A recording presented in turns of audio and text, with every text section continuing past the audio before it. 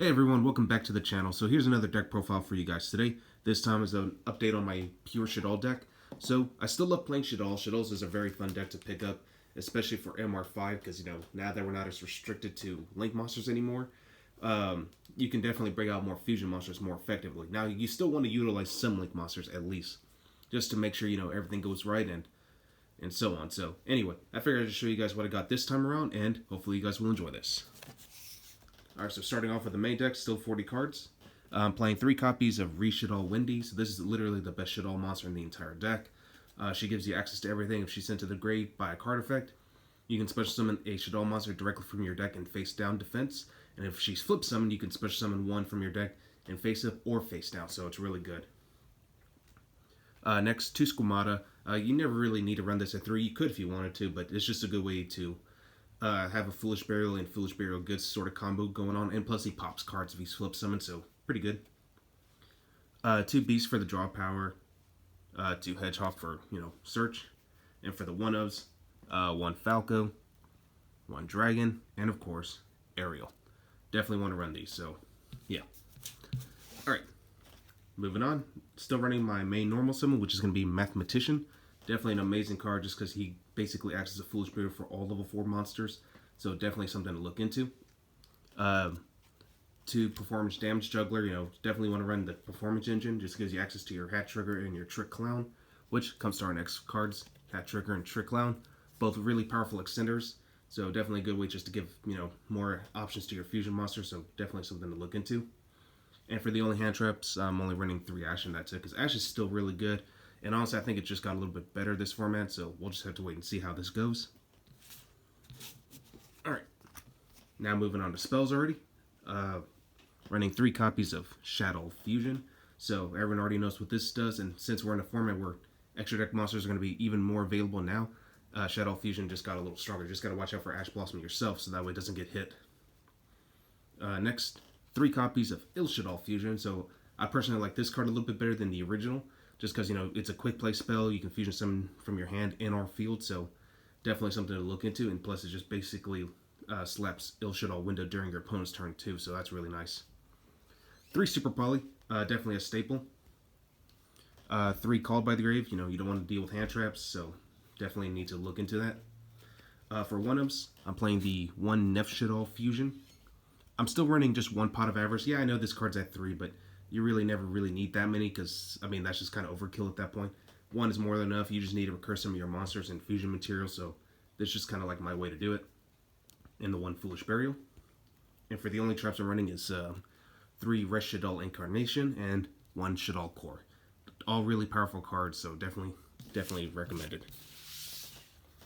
Alright, now moving on to the extra deck. Extra deck's pretty standard. I'm playing 3 copies of Shaddoll Construct. Since you're running quite a few lights, actually, this is really easy to get access to. She's the ultimate Foolish Burial aside from Squamata, so yeah, definitely a good way just to do some real damage.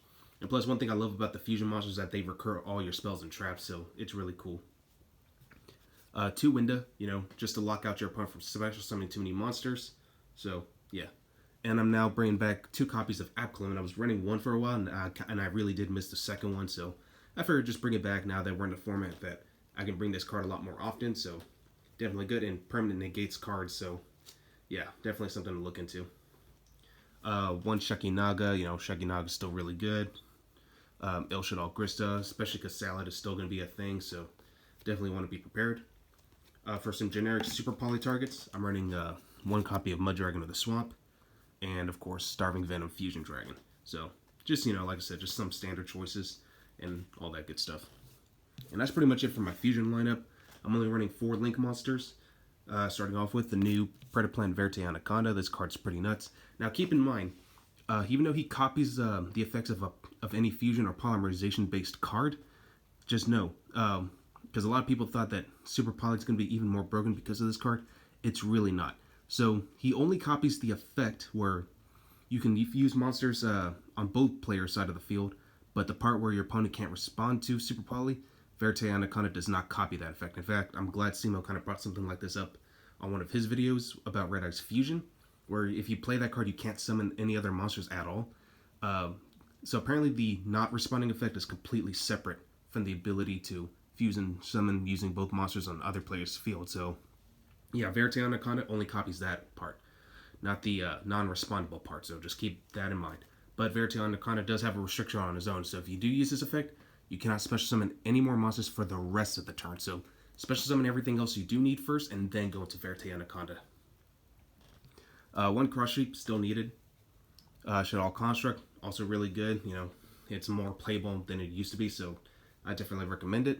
And of course, one gravity controller. Sometimes, you know, it's a good way. You do need to put a monster on the extra monster zone just to, you know, link off for gravity controller. It's basically a Neo-Spacian Grand Mole. So yeah, gravity controller, I still like to play it.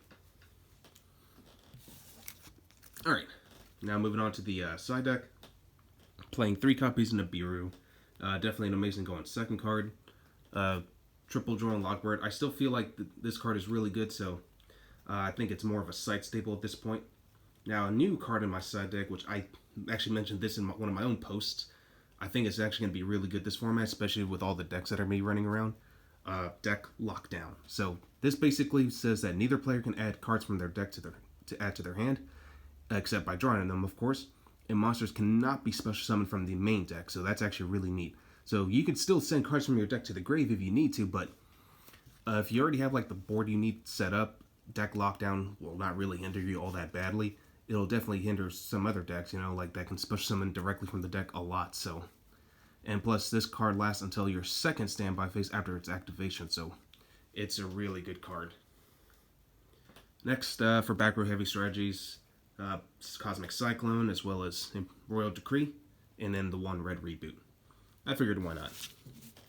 Well, that's all I got for you guys on this. Hopefully you guys enjoyed this deck profile, and I will catch you guys again next time.